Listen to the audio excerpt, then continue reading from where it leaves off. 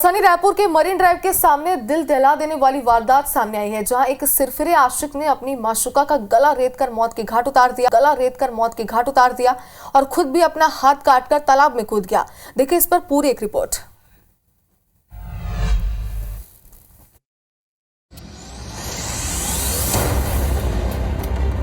फर्श पर बिखरे लहू के धब्बे निशानी है एक सिरफिरे आशिक के गुनाहों की, जिसने प्यार में पड़कर अपनी ही माशूका का गला रेतकर उसे मौत के घाट उतार दिया। मरीन ड्राइव पर एक सनसनीखेज वारदात सामने आई है। बताया जा रहा है कि एक मोमोज अड्डा नामक एक दुकान पे काम करने वाली युवती को एक युवक के द्वारा गला रेत दिया गया। राजधानी का मरीन ड्राइव इलाका उस समय दहल उठा जब एक युवक हाथ से खून टपकते हुए सड़क पर दौड़कर तेलीबांधा तालाब में कूद गया।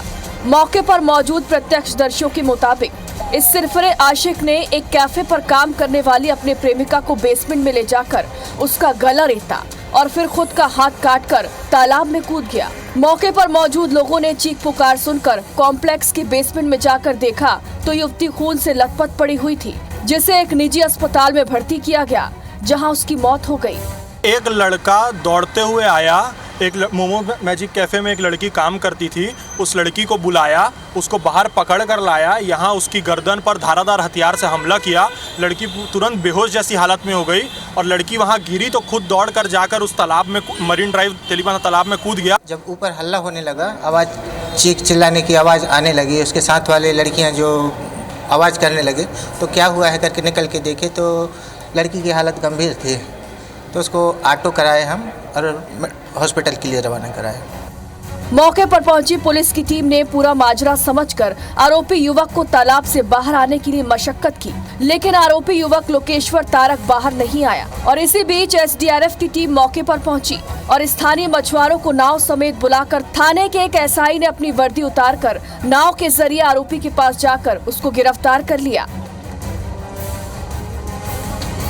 आरोपी लोकेश्वर तारक शादीशुदा है और उसकी पत्नी भी इसी संस्थान में काम करती है। हालांकि युवती को चाकू मारने की वजह सामने नहीं आ पाई है। पुलिस के मुताबिक मृतका राजनांदगांव जिले की रहने वाली थी और पिछले 3 से 4 सालों से रायपुर में रहकर अपने परिवार के साथ जीवन यापन कर रही थी। परिजनों ने आरोपी युवक को कड़ी सजा देने की मांग की है। कंडीशन बहुत क्रिटिकल थी, बेहोशी की अवस्था में थी। तुरंत उनको वेंटिलेटर पे लिया गया, लेकिन 2 घंटे के अथक प्रयास के बावजूद भी इलाज के दौरान उनकी करीबन 6 बजे के आसपास उनकी मृत्यु हो गई। मेरे को आज शाम के लगभग 5 बजे पता चला है। हाँ, और ये लगभग 2 से 3 साल से यहाँ करती थी और है मोहला मानपुर जिला की है, सचानपरी गांव का है। जैसे ही धारदार हथियार से युवती को मारा, स्वयं भी अपने हाथ में धारदार हथियार से वार किया और तालाब में कूद गया। रेस्क्यू टीम के माध्यम से युवक को बाहर निकाला गया है। इसमें वैधानिक कार्रवाई की जा रही है। राजधानी में हुई इस घटना पर दुख व्यक्त करते हुए प्रदेश की डिप्टी सीएम और गृह मंत्री विजय शर्मा ने पुलिस की त्वरित कार्रवाई की तारीफ की। पुलिस की त्वरित कार्यवाही उस पर भी रही, उस विषय पर भी रही। पुलिस ने तुरंत कार्यवाही की है और घटना होने के उपरांत पुलिस की त्वरित कार्यवाही यह आवश्यक है।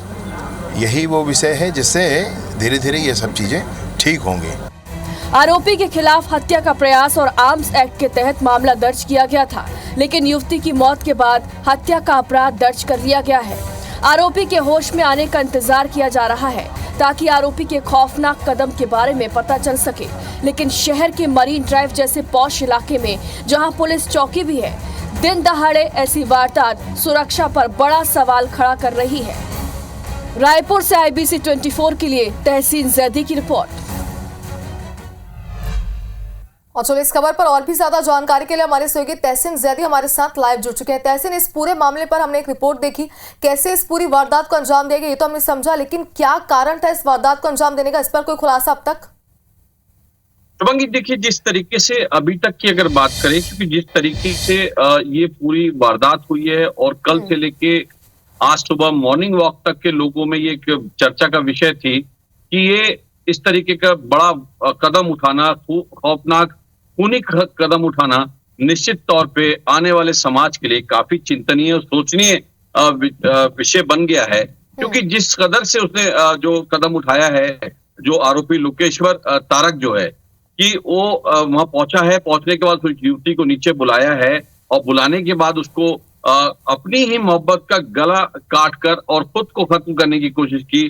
तो ये कदम जो है ये एक चर्चा का विषय भी आज यहाँ पे था, कल से लेके आज तक।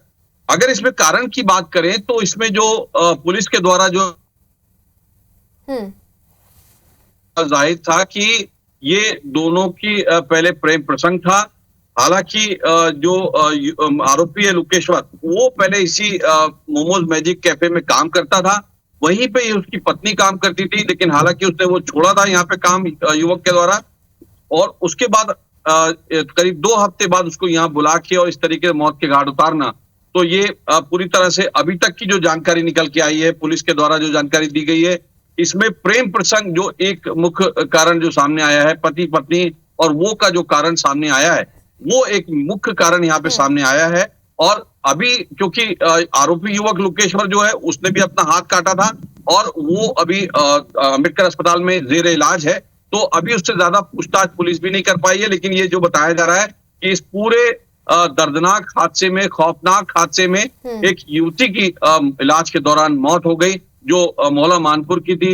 हालांकि यहाँ पे 3 से 4 साल से वो काम कर रही थी इसी जगह पे, और उसके परिजनों ने ये जो आरोपी युवक है इसको जो है कड़ी सजा देने की यहाँ पे मांग की है। इसके अलावा अगर बात करें तो ये जिस तरीके से पूरे कदम की अगर बात करें, पूरे सिनेरियो की बात करें, ये जो आरोपी है कितना शातिर है, इस बात से अंदाजा लगाया जा सकता है कि वहां से सीधा भाग के सीधे अपने आप को पुलिस से बचने के लिए ये तालाब में कूदा। मतलब ये पूरा कहीं ना कहीं प्लान था।